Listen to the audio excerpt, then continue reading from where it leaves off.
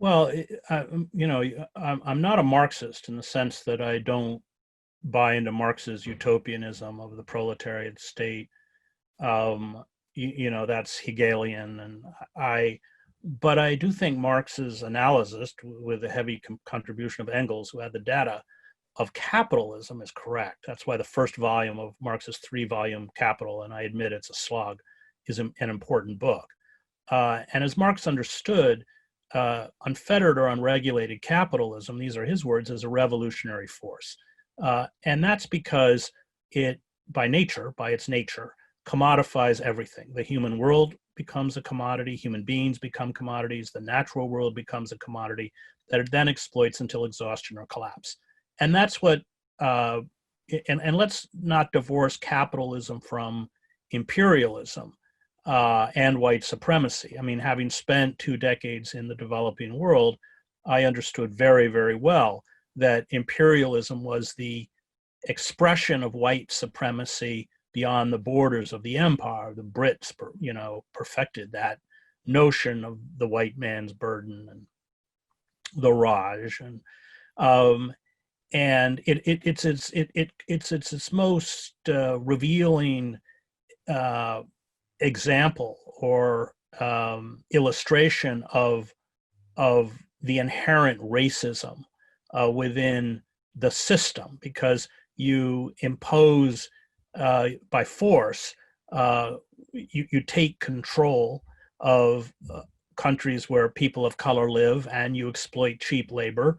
That's what capitalism is doing now, corporate capitalism, and you plunder the resources. I remember interviewing once the president of the Congo, in the not the Belgian Congo, but there's two Congos, but not Zaire, but the Congo. And the French oil company was in there taking all of the oil, and even the president of the country had no idea how much they were taking. Indeed, the state French oil company had its own private army, that French mercenaries that control the oil fields within his country. And so capitalism by nature, when it's unfettered and unregulated and uncontrolled, will go in and exploit natural resources and human beings until collapse. And that was the fundamental reason that Joe Sacco and I went out and did our book, Days of Destruction, Days of Revolt. We went to the places where capitalism destroyed first. Take the coal fields of southern West Virginia. I mean, when we got the coal field, and I encourage everyone who comes to the States to see it, because that's what's going to do to the rest of us, which was the idea of the book. So it's just a toxic wasteland, billion-gallon impoundment ponds filled with heavy metals and carcinogens.